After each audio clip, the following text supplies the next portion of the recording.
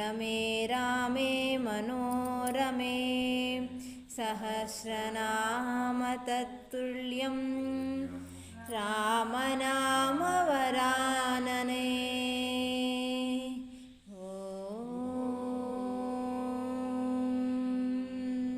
कृष्णाय वासुदेवाय देवकीनन्दनाय च नन्दगोपकुमाराय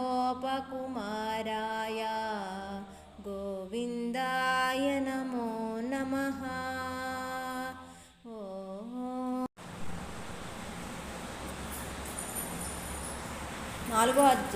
నాలుగో అధ్యాయం 15వ శ్లోకం. ఏవం జాత్వా కృతం కర్మ పూర్వైరపి ముముక్షుభిః కురు కర్మైవ తస్మత్వం పూర్వతరం కృతం. 15వ శ్లోకంలో ఏమంటున్నాడంటే ఏవం, ఈ విధంగా. ఏ విధంగా?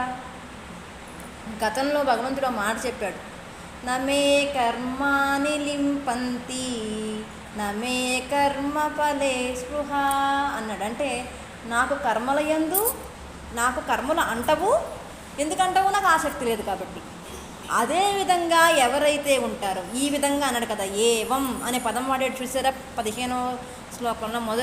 మొదటి పదం ఏవం, ఈ విధంగా. ఏ విధంగా అంటే కర్మలయందు ఆసక్తి లేకుండా. ఏమండి, మనం చేసే కర్మలన్నీ ఏదో ఫలాపేక్షతోనే చేస్తాం కదా, కర్మలయందు ఆసక్తి లేకపోతే ఎలాగండి అన్నాం అనుకోండి. మీకు చిన్న ఉదాహరణ చెప్పనా? కర్మఫలము అంటే మన ఉద్దేశం ఏంటి? మంచే కదా. కర్మఫలము అంటే మన ఉద్దేశం మంచే. కానీ ఇందులో ఉన్న మ్యాజిక్ ఏంటంటే కర్మఫలము అంటే మంచి చెడు రెండూ కూడా. అర్థమవుతుందా? ఒకరోజు ఒకళ్ళ ఇంట్లో రోజు కూడా పరమేశ్వరుడికి మన నువ్వుల నూనెతో వీళ్ళు దీపం పెట్టుకుంటారు, ఆనవాయితీ, అలవాటు. అయితే ఒకరోజు ఏమవుతుందంటే ఆ నూనె నిండుకుంటే ఆ యజమాని అంటాడు, నువ్వు కిందకెళ్ళి నువ్వుల నూనె ప్యాకెట్ కానీ ఆవు నెయ్యి ప్యాకెట్ కానీ తెచ్చిపట్టురా, మనకు అదా అలవాటు కదా, మనం అలాగే చేద్దాం అంటాడు. భార్య అంటది, అవి మాత్రం పరిశుభ్రంగా ఉన్నాయని మనకి ఏంటి అండి, ఎందుకు వచ్చింది మనకి, అందులో కూడా ఏవేవో కలుపుతారు, మన ఇంట్లో మంచి నూనె ఉంది, దాంతో దీపారాధన చేసేద్దాము అంటాడు.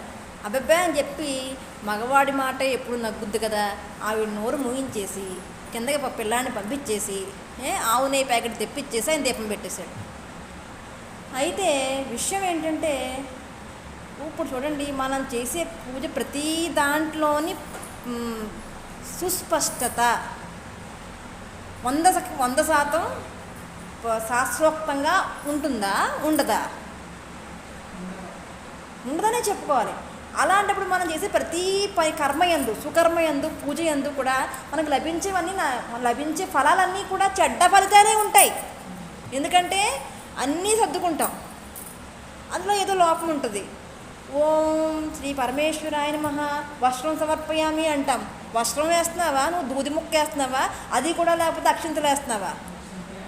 మన ఇంటికి ఎవడన్నా వచ్చి ఊరికే ఇలా మామూలు అందమైన కంచం పెట్టి తిన్నాను అనుకోండి అంటే వాడికి ఎలా ఉంటుంది చెప్పండి అసలు. కానీ ఈశ్వరుడు మనమంటే ఇష్టం కాబట్టి మనం ఎన్ని పిచ్చి వేషాలు పూజ దగ్గర వేసినా సరే ఆయన నవ్వుతూ స్వీకరిస్తాడు. ఎందుకంటే భావన ముఖ్యం. నన్ను ప్రేమిస్తున్నారు కదా అని చాలా తృప్తి, ఎంత భగవంతుడు ఎంత అల్ప సంతోషి అంటే మనం ఏ రకంగా పూజ చేసినా ఆయనకి ఇష్టమే. మనం పూజలో ఎన్ని అసంకల్పిత సందర్భాలు ఉంటాయో, అన్నీ కూడా మనం చేసే అంతా కూడా వస్త్రం సమర్పయామి అంటాము, మహానైవేద్యం సమర్పయామి అంటాం, మధుర బలాలు నైవేద్యం యజ్ఞోపవీతం. అంతకన్నా పెద్ద అబద్ధం ఏంటో తెలుసా? జ్ఞాన శ్లోకం అయిపోయిన తర్వాత నవరత్న రజిత సింహాసనం సమర్పయామి అంటాం. ఫస్ట్ స్టార్టింగ్కి పెద్ద అబద్ధం. కానీ నువ్వు అక్కడ వేసి ఏం కూర్చోబెడుతున్నావు?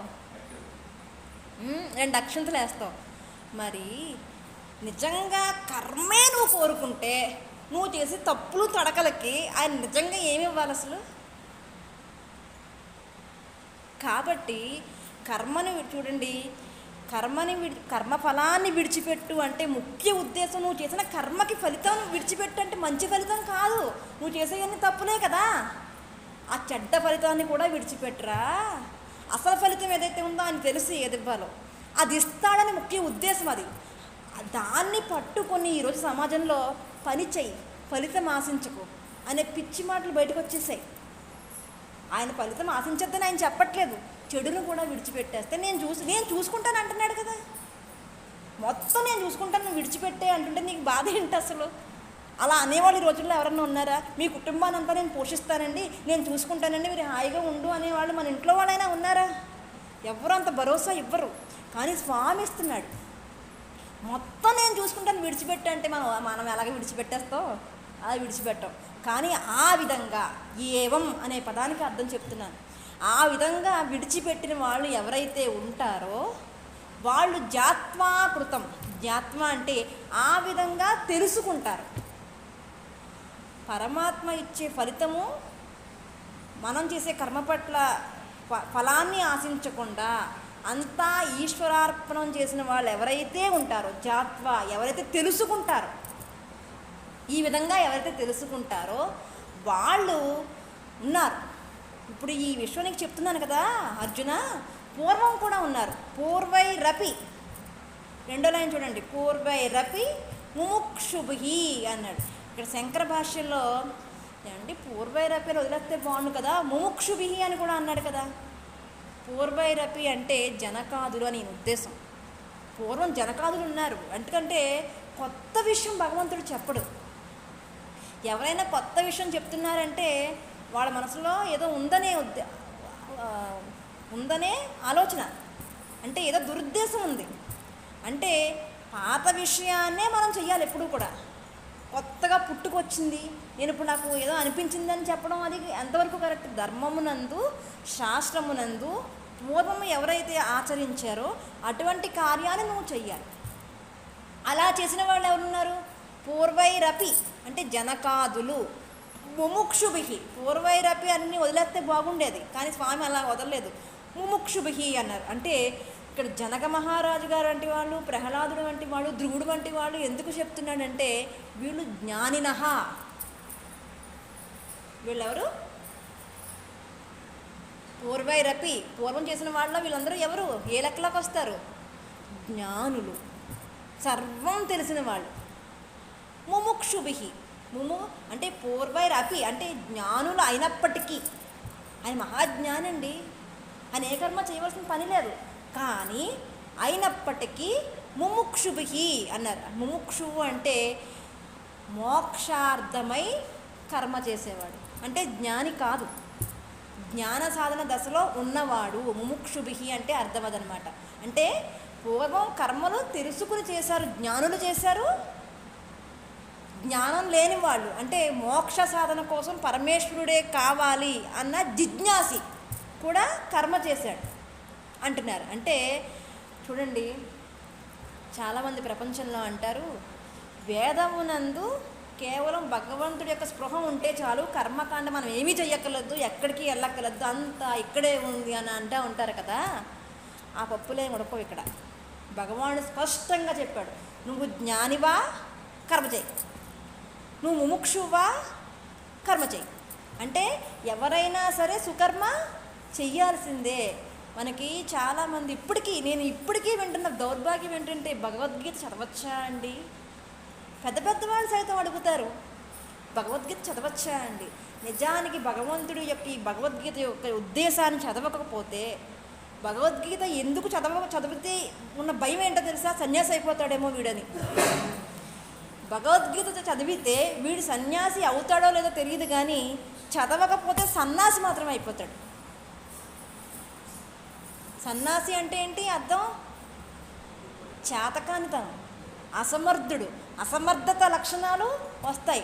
అందుకనే ఈ రోజుకి కూడా భారతదేశం అంతటా కూడా, ప్రపంచం అంతటా కూడా అనేక వాంగ్మయాల్లో ఇది అనువదించడానికి కారణం ఏంటంటే భగవానుడు ఎప్పుడూ కూడా నువ్వు ఓ మూలకి వెళ్ళిపో, నువ్వు భయపడిపో, నువ్వు ఇలా చెయ్యకుండా ఉండు అని ఎప్పుడు కూడా దిశ నిర్దేశం చెయ్యడు. నువ్వు ఎలా బతకాలో చెప్తుంది భగవద్గీత, నువ్వు ఎలా బతకకూడదో చెప్తుంది భగవద్గీత.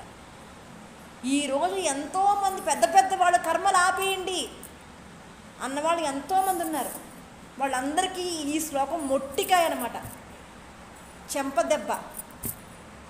నువ్వెవరో చెప్పడానికి? జ్ఞానులు సైతం చేశారని భగవంతుడు చెప్తున్నాడు, ముముక్షులు సైతం కర్మ చేయమని భగవంతుడు చెప్తున్నాడు. నువ్వు చెప్తావేంట ఇక చెయ్యొద్దని? జ్ఞానులు సైతం ఎందుకు చేశారు? లోక సంగ్రహణార్థం, లోక శ్రేయస్సు కోసం వాళ్ళు కర్మ చేశారు. మరి ముముక్షులు ఎందుకు చేశారు? మోక్షం కోసం వాళ్ళు కర్మ చేశారు అంటున్నారు. చూడండి, నిజమైన జ్ఞాని ఉంటే వాడు దేన్ని విడిచిపెట్టడమ్మా, దేన్ని విడిచిపెట్టనే పెట్టడు. చదివిన వాళ్ళకి నిజంగా అటువంటి వైరాగ్య స్థితి రాదు, అన్నిటినీ విడిచిపెట్టాలని స్థితి రాదు. ఎటువంటి స్థితి వస్తుందంటే, నువ్వు వ్యాపారవేత్తవా, నువ్వు ధర్మంగా వ్యాపారం చేయి. భగవద్గీత చదివితే అలా, వ్యాపారవేత్త చదివితే ధర్మంగా వ్యాపారం చేస్తాడు. ఒక రాజకీయవేత్త భగవద్గీత చదివితే రామరాజ్యం ఏర్పడుతుంది. ఓ చదువుకునే పిల్లవాడు భగవద్గీత చదివితే వివేకవంతుడు అవుతాడు. అటువంటి గొప్ప సంస్కృతి భారతదేశంలో పుట్టాం మనం. కురు కర్మ అంటే నువ్వు కర్మ చెయ్యి, ఖచ్చితంగా నువ్వు కర్మ చెయ్యాలి. ఎలాగంటే తస్మం పూర్వతరం కృతం, పూర్వీకులు ఎలా చేశారో ఆ పురాతనమైన శాస్త్రముల ద్వారా కర్మ కృతం, నువ్వు కర్మ చేయాలి. అది అధునాతనము అన్నాడు. అధునాతనము అంటే మనకి సమాజంలో నాగరికత అంటే మనం ఏమనుకుంటాం? కొత్తగా ఏదైనా చేసేస్తే అది నాగరికత మన దృష్టిలో. ఎవ్వరూ చెయ్యలేని బట్టలు వేసుకుంటే, ఎవ్వరూ వేసుకోలేని బట్టలు వేసుకుంటే మనకి నాగరికత. ఎవ్వరూ చేయలేని పని గొప్పగా చేసేస్తే అది నాగరికత. భగవానుడు ఇక్కడ ఏం చెప్తున్నాడంటే, నాగరికత అధునాతనము అంటే మన ధర్మాన్ని మనం కాపాడుకోవడం. పూర్వంలో మన ఋషులు మహర్షులు ఏదైతే చేశారో దాన్ని సక్రమంగా చేయడమే అధునాతనము అని చెప్పి భగవంతుడు చెప్తున్నాడు. ఏమని అంటే కురు కర్మ, కాబట్టి నువ్వు కర్మ చెయ్యి. ఏమని, ఎలా చెయ్యాలి? తస్మాత్, తప్పకుండా, తస్మాత్ జాగ్రత్తగా వినుసుమి అని చెప్తున్నాడు అనమాట. తస్మాత్ త్వం నువ్వు కురు కర్మ అంటే నువ్వు కర్మని చెయ్యి. ఎలా చేస్తావు? పూర్వం జనకాదులు ముముక్షులు ఎలాంటి కర్మను చేశారో పూర్వతరం కృతం, పూర్వం శాస్త్రములందు ఏ విధంగా కర్మ పెట్టి ఉందో అటువంటి నువ్వు కర్మ నువ్వు చెయ్యాలి అని చెప్పి భగవంతుడు చెప్తున్నాడు అనమాట.